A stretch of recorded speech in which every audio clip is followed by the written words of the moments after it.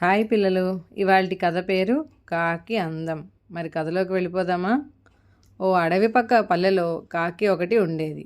అది అక్కడి మిగతా కాకులతో కలిసి అప్పుడప్పుడు అడవి మొత్తం తిరిగి వచ్చేది.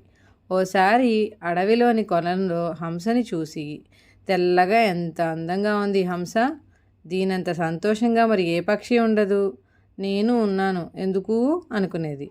ఓసారి హంస దగ్గర ఆ మాటే అంది.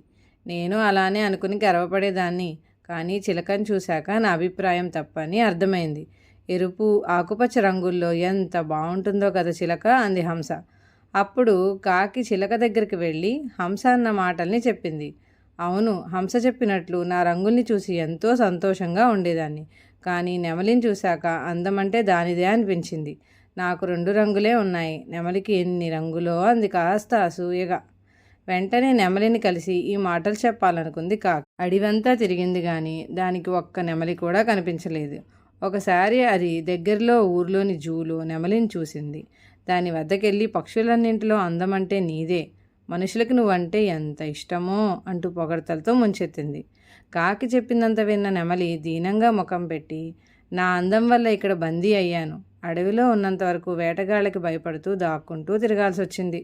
చివరికి వాళ్ళ చేతిలో చిక్కి ఈ జూలో పడ్డాను. ఇక్కడికి వచ్చాక కాకి కంటే స్వేచ్ఛజీవి మరొకటి లేదు కదా అనిపిస్తోంది.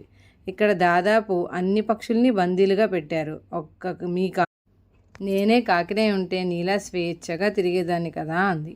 ఆ మాటలు విన్న కాకి అప్పటి నుంచి మిగతా పక్షులతో పోల్చుకోకుండా హాయిగా జీవించడం మొదలుపెట్టింది.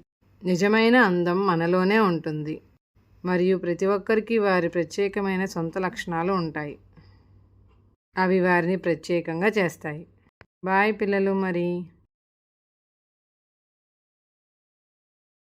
Please subscribers my channel.